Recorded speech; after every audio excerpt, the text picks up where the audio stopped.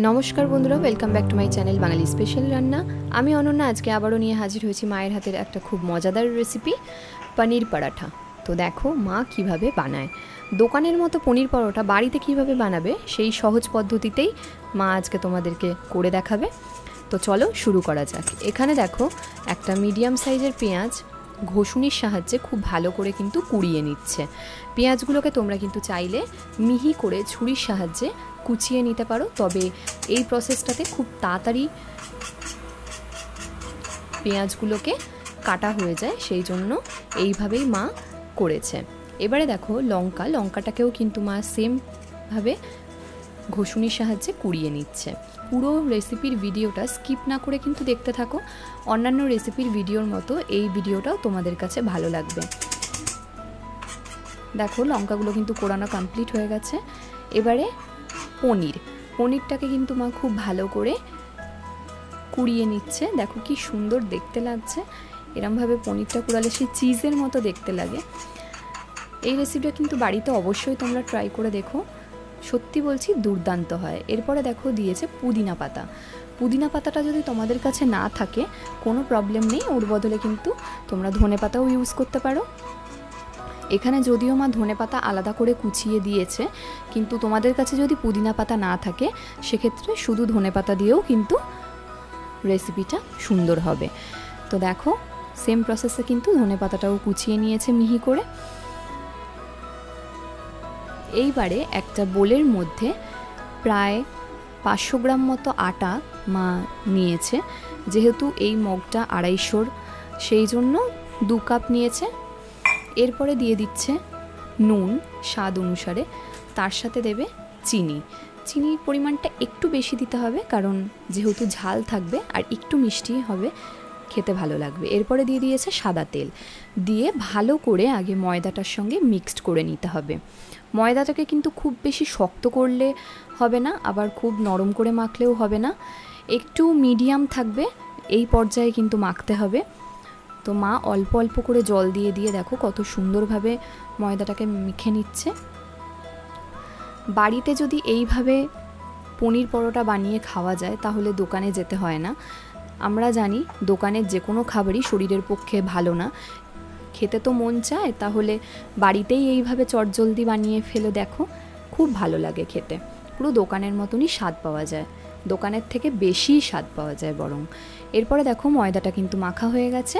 এবারে একটুখানি সাদা তেল দিয়ে এটাকে চাপা দিয়ে রেখে দেবে প্রায় আধা ঘন্টা মতো, যাতে ময়দাটা খুব সুন্দরভাবে ফুলতে পারে। এরপরে দেখো যেই পনিরটাকে কুড়িয়ে নিয়েছিল সেটা বোলের মধ্যে দিয়ে নিচ্ছে। এবারে পুরটা রেডি করতে হবে, তার সাথে দিয়ে দিয়েছে কাঁচা লঙ্কা, পুদিনা পাতা, পেঁয়াজ কুড়োনো, তার সঙ্গে ধনে পাতা দিয়ে এর ওপরে দিয়ে দেবে নুনটা দিলে কি হয় একটু তাড়াতাড়ি মজে যেতে সুবিধা হয়। তার সাথে দেবে চিনি আর সামান্য পরিমাণে হলুদ গুঁড়ো, জাস্ট কালারের জন্য। তোমরা যদি মনে করো যে হলুদ দেবে না তাহলেও কিন্তু কোনো প্রবলেম নেই, এটা জাস্ট কালারের জন্যই মা দিয়েছে। এবার এই পুরটাকে কিন্তু খুব ভালো করে মাখিয়ে নিতে হবে। এখানে কিন্তু মা হাত দিয়ে মাখিয়ে নিয়েছে, মাখানো কিন্তু কমপ্লিট হয়ে গেছে। এবারে কিন্তু ময়দা যেটা মা আধা ঘন্টা আগে রেস্টে রেখে দিয়েছিল সেইটা নিয়ে এসছে।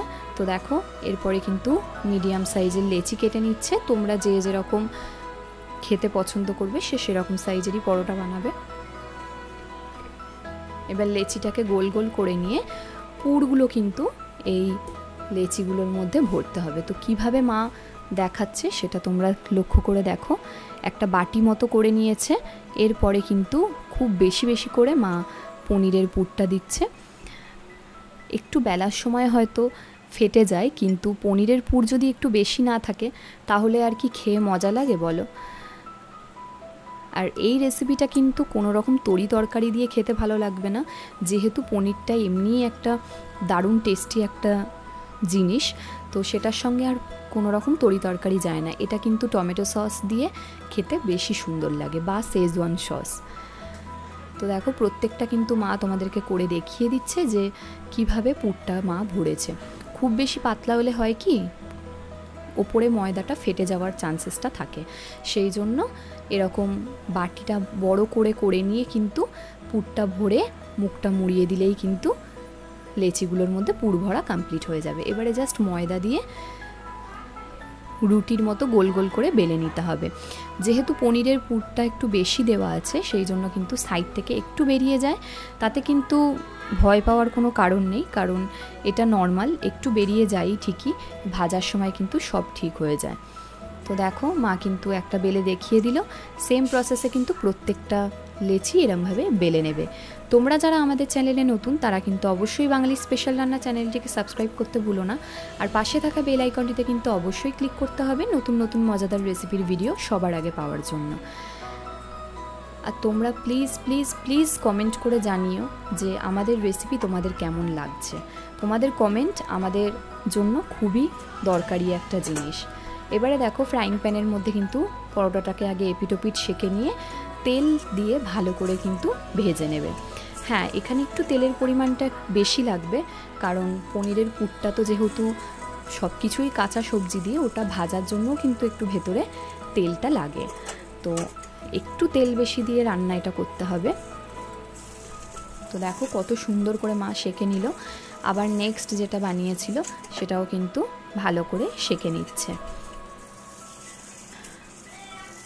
তোমরা যারা আমাদের বাঙালি স্পেশাল রান্না চ্যানেলটি দেখো তারা কিন্তু অবশ্যই আমাদের ফেসবুক পেজে আর হোয়াটসঅ্যাপে যে লিংক দেওয়া থাকে সেখানে কিন্তু ফলো করে দিও। আরও মজাদার রেসিপি তোমাদের সঙ্গে আমরা শেয়ার করব, চেষ্টা করব আমরা দুজনে মিলে। তো দেখো প্রত্যেকটা পরোটা কিন্তু খুব সুন্দর করে মা ভেজে নিয়েছে। ব্যাস আর কিছুই লাগে না যদি এই ধরনের রেসিপি বানিয়ে দেয়। এটা কিন্তু সন্ধ্যাবেলায় তোমরা মুখরোচক হিসাবে খেতে পারো, আবার ডিনারেও খেতে পারো, দুভাবেই খাওয়া যায়। তবে যখনই খেতে হবে কিন্তু গরম গরম খেতে হবে, গরম গরম না হলে কিন্তু ভালো লাগবে না।